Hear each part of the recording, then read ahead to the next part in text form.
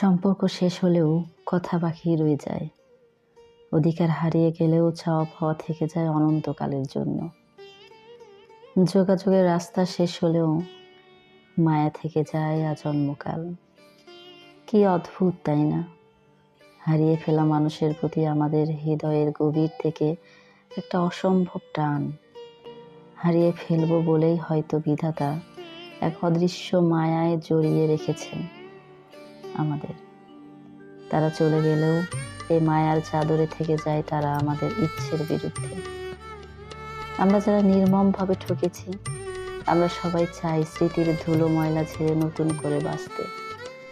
একজন বলহীন শয্যাশায়ী ব্যক্তির যেমন উঠে দাঁড়ানোর আফসোস, একজন অন্ধ ব্যক্তির যেমন আলোর স্পর্শ নেওয়ার আফসোস, তেমনি একজন হারিয়ে ফেলা মানুষের মায়া কাটানোর আফসোস আমাদের থেকে যায় জন্ম জন্মান্তর।